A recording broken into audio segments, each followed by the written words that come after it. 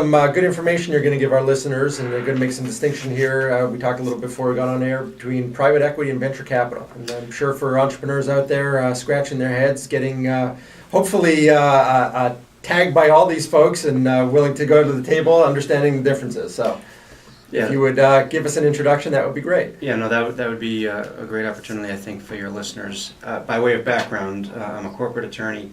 I've practiced for the better part of 20 years in this space, meaning venture capital and private equity, in addition to general corporate transactional matters.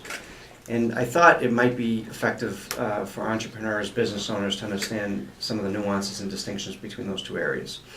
So typically when someone talks about venture capital, really what you're talking about is a concept that's going to be funded by outside capital. When you're talking about private equity, you're talking about an existing business that has a P&L, a balance sheet, and there is perceived by those outside private equity investors the opportunity to improve an existing business and grow it.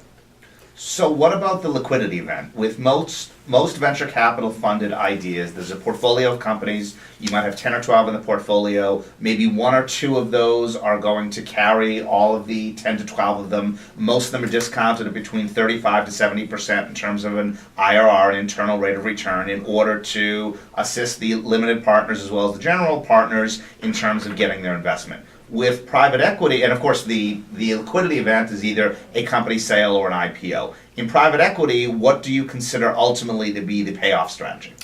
All right, I just want to interject. I like the way he jumps to the end game here. Yeah, no, absolutely. And that actually is one of the key distinctions between the two philosophies, and it's a good question.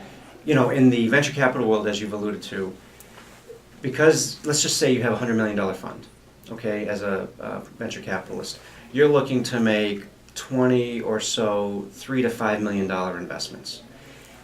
You go into that strategy knowing that of those 20 investments, it's very probable that 10, 12, 15 of those companies could completely fail. And what you are shooting for is that 1, 2, or 3 of the 20 will be what we would characterize by way of analogy as a double, a triple, or a home run. Sure. Now, the comparison to private equity is because, and by the way, the reason that the venture capitalists are looking at it that way is it's high risk, high reward. If you hit a hence home, the IRR of correct. 50 or 60%. Right. And that's after they take their piece as managers, right?